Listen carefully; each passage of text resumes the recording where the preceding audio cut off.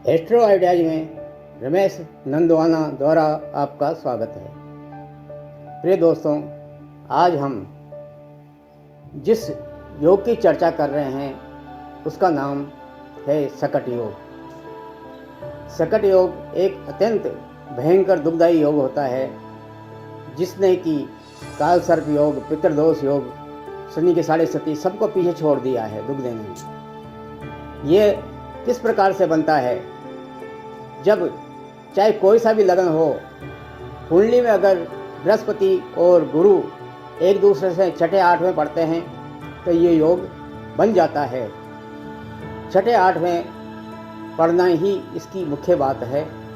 गुरु चंद्रमा एक दूसरे से कुंडली में चाहे कहीं भी बैठे हो, अगर 6-8 पढ़ते हैं तो ये शकट योग बन जाता है।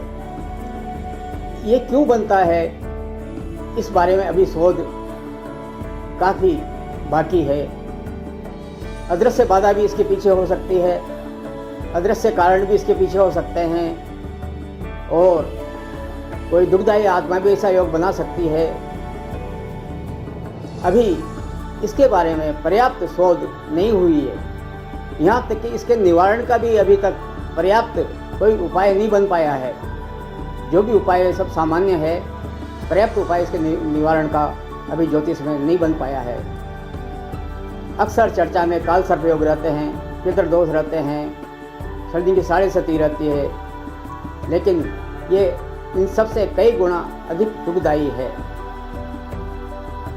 गुरु चंद्रमा की ये 6-8 में मौजूदगी इन जातकों को काफ़ी कष्ट देती है, और कि इसके जो परिणाम होते हैं वो जैसे कि सारी उम्र कोर्ट कचहरियों से, मुकदमेबाजी से घिरे रहना, सारी उम्र सत्रों से लड़ते रहना, आर्थिक दृष्टि से भयंकर तंगी महसूस करना जीवन में, ऐसे परिणाम भी देखने को मिले हैं।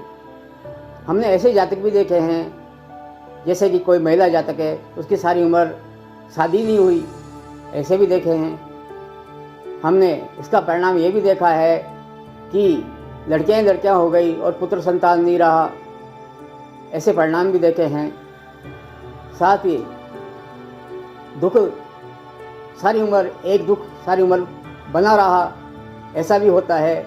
और एक दुख मिटे और दूसरा दुख आ जावे, एक दुख मिटे दूसरा दुख आ जावे, दूसरा मिटे तीसरा दुख आ जावे, ऐसा भी हमने देखा है। किसी भी तरह से ये जातक को दुखों से मुक्त नहीं होने देता है। इस प्रकार इस बारे में, शकट योग के बारे में अभी काफ़ी शोध बाकी है।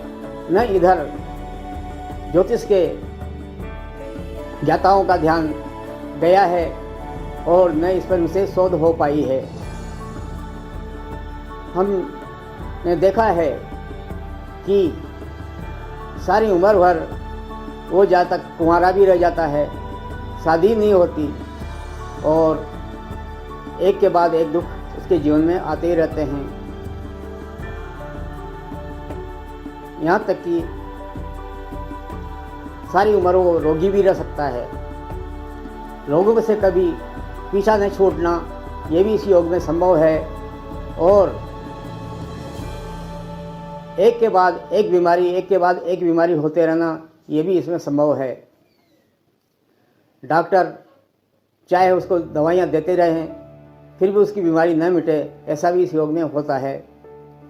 इस प्रकार से ये जातक को रोगी भी बना सकता है, आर्थिक दृष्टि से कमज़ोर भी कर सकता है, तो ऊपरी हवाओं से भी परेशान कर सकता है, भूत प्रेत इत्यादि बाधाओं से भी परेशान कर सकता है, और ऐसी अनचाही बीमारियां भी दे सकता है। इस योग में जो परिणाम जातक को मिलते हैं, उसके दुखों का कोई पार नहीं है, और ये अंत समय तक दुखों से निवृत्त नहीं होने देता। ऐसे जातक अक्सर सारी उम्र ही दुख प्राप्त करते रहते हैं, और इनका दुखों से मुक्ति कभी नहीं हो पाती।